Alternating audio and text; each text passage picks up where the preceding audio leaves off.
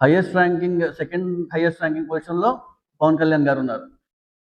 అలాంటి పవన్ కళ్యాణ్ గారు ఈరోజు మన ప్రజాస్వామ్యంలో ఏ విధంగా బిహేవ్ చేయాలా, ఎలా ఉండాలని కొంచెం కూడా ఆయనకి ఏ విధంగా వ్యవహరిస్తున్న విషయం కూడా ప్రజలందరూ ఒకసారి గమనించాలి.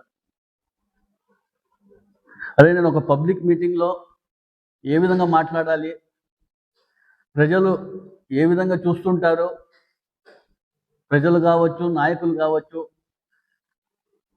ఎలా పడితే నోటికి ఎలా వస్తే అలా మాట్లాడితే ఏమనుకుంటారని కూడా కొంచెం కూడా ఆయనకి ఇంకిత జ్ఞానం లేకుండా మాట్లాడుతున్న విషయం కూడా ప్రజలందరూ ఒకసారి గమనించాలి. వైసీపీ గుండాలు తొక్కి నార తీస్తానని చెప్పేసి ఒక డిప్యూటీ సీఎంలో ఉన్నటువంటి పవన్ కళ్యాణ్ గారు ఇలాంటి మాట్లాడడం చాలా హాస్యాస్పదంగా ఉందని కూడా మీ అందరూ తెలియజేస్తున్నారు. ఆయన ఏమైనా సినిమా షూటింగ్ ఏమైనా వచ్చినారా, ఏమైనా ఇంకా ఆయన రియల్ లైఫ్లో ఉన్నారో అర్థం కాని పరిస్థితి.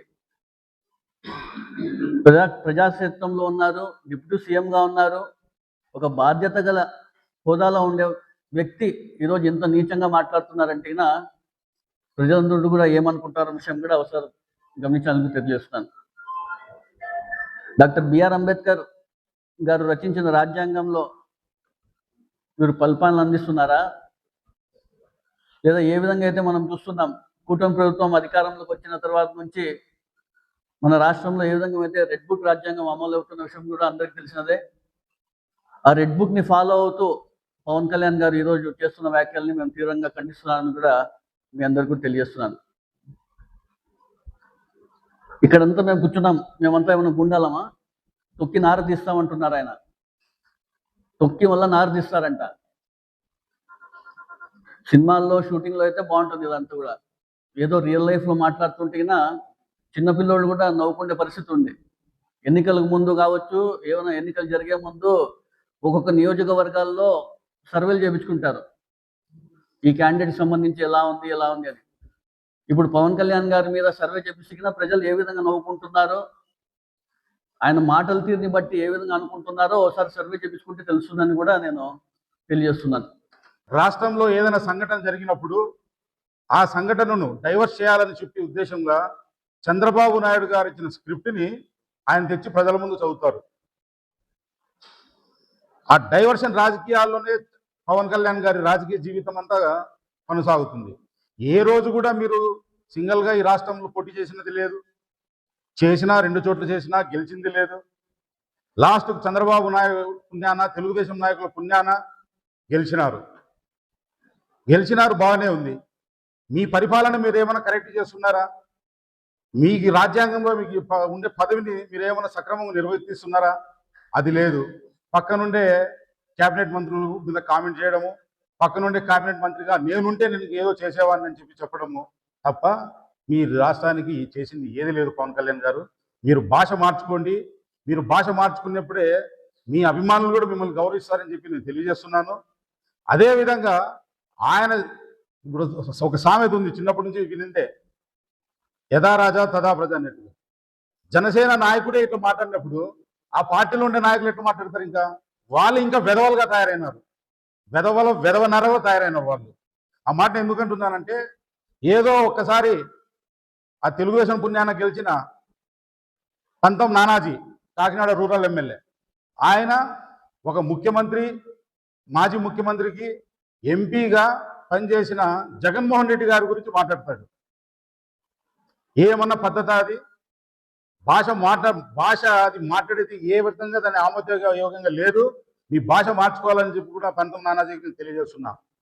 మీరు ఇదే విధంగా కొనసాగితే రాబోయే కాలంలో వైఎస్ఆర్ కాంగ్రెస్ పార్టీ కార్యకర్తలే తిరుగుబాటు చేసి రోజులు కూడా దగ్గర ఉన్నాయని చెప్పి నేను తెలియజేస్తున్నాను.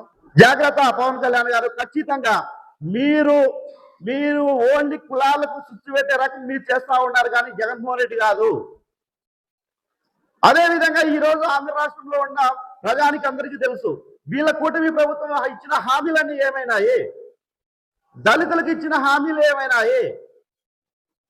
చంద్రబాబు నాయుడు గారు ప్రతి దళిత మహిళను పారిశ్రామికవేత్తగా చేస్తా అన్నాడు. మరి ఆ పారిశ్రామికవేత్తలకు ఇవ్వాల్సిన ఇన్సెంటివ్స్ ఇప్పటి వరకు 2 సంవత్సరాలు గడుస్తా ఉంది ప్రభుత్వం వచ్చి. వాళ్ళకి ఇవ్వాల్సిన ఇన్సెంటివ్ 700 కోట్లు ఉంటే అవి మాత్రం చెల్లించలేదు. కానీ ప్రతి దళిత మహిళను పారిశ్రామికవేత్తగా చేస్తాను, వేరే దేశాల నుంచి నేను పెట్టుబడులు తీసుకొస్తా ఉన్నాను, ఇన్ని కోట్లు తెచ్చాను, అన్ని కోట్లు అని చెప్పి రోజు మాటలు చెప్తున్నారు. కానీ ఈ 700 కోట్లు దళితులకు ఇవ్వాల్సిన ఇన్సెంటివ్ మాత్రము క్లియర్ చేయండి అని వేడుకుంటున్నారు ఈరోజు పారిశ్రామికవేత్తలు. ఈఎంఐలు కట్టలేక, వ్యాపారాలు జరగక మూతపడుతున్నాయి చిన్న చిన్న పరిశ్రమలన్నీ కూడా. మరి వీటిపైన ఆలోచించండి. 15 రోజులకు ఒక క్యాబినెట్ పెడతావు, ఏం తీర్మానం చేస్తున్నావో ఏం తెలియడం లేదు. ఓన్లీ మీ కార్యకర్తలకు మీకు కావాల్సిన తీర్మానాలు, రాజధాని ప్రాంతంలో భూములు ఏ విధంగా మీ కార్యకర్తలకు ఇవ్వాలా అనే వాటిపైన మాత్రమే మీరు క్యాబినెట్ పెడుతున్నారు తప్ప ప్రజలకు ఉపయోగపడే నిర్ణయాలు మాత్రం ఈ క్యాబినెట్ లో ఏ రోజు కూడా తీర్మానించలేదు. అది కూడా గుర్తు పెట్టుకోండి. తర్వాత ఎస్సీ ఎస్టీగా రావాల్సిన ప్రత్యేక నిధులు ఎక్కడ పోతున్నాయి? పవన్ కళ్యాణ్ గారు ఎస్సీ ఎస్టీకి రావాల్సిన ప్రత్యేక నిధుల గురించి ఒక్కసారి మీకు అసలు అదే గుర్తన్న ఉందా? వీళ్ళకు ప్రత్యేక ఎస్సీ ఎస్టీ స్పెషల్ గ్రాంట్ ఉందని అదే తెలుసా మీకు? వాటిపైన ప్రజలకు ఉపయోగపడే విధంగా మాట్లాడండి పవన్ కళ్యాణ్ గారు. చెప్పుకుంటా పోతే ఈ జరిగిన 2 సంవత్సరాల కాలంలో వీళ్ళు ప్రజలకు పరిపాలన కాదు అందిస్తా ఉండేది. వీళ్ళు దోచుకోవడానికి మాత్రమే వివిధ రకాలుగా రౌడీయిజం కానీ, గుండాయిజం కానీ, భూములు లాక్కోవడం కానీ ఏ విధంగా లబ్ధి పొందాలో ఆ విధంగా పోలీసులను అడ్డ పెట్టుకొని లబ్ధి పొందుతా ఉన్నారు. పవన్ కళ్యాణ్ గారికి ఒకటే చెప్తా ఉన్నాం, పవన్ కళ్యాణ్ వాళ్ళ పార్టీ తరఫున గెలిచిన ఎమ్మెల్యేలు కూడా ఒకటే చెప్తున్నాం, జాగ్రత్తగా మాట్లాడేటప్పుడు వైసీపీ వాళ్ళ గురించి మాట్లాడేటప్పుడు నోరు జాగ్రత్తగా పెట్టుకోండి. ఒక్కసారిగా జగన్మోహన్ రెడ్డి గారు ఒక్కసారిగా వేలెత్తి చూపి పిలుపునిచ్చినాడు అనుకుంటే దాదాపుగా ఈ రోజు వైసీపీ కార్యకర్తల 25 లక్షల మంది ఒకే ఒక్క ఫోన్ కాల్తో రోడ్డుపైకి వచ్చి మీరు చేస్తున్న దౌర్జన్యాలు కానీ, దోపిడీలు కానీ ప్రశ్నించడానికి 25 లక్షల మంది ఒకేసారి రోడ్డుపైకి రావడానికి కూడా సిద్ధంగా ఉన్నారని గుర్తు చేస్తున్నాను. మరిన్ని అప్డేట్స్ కోసం ఛానల్ ను సబ్స్క్రైబ్ చేయండి. నోటిఫికేషన్స్ కోసం బెల్ ఐకాన్ పై క్లిక్ చేయండి.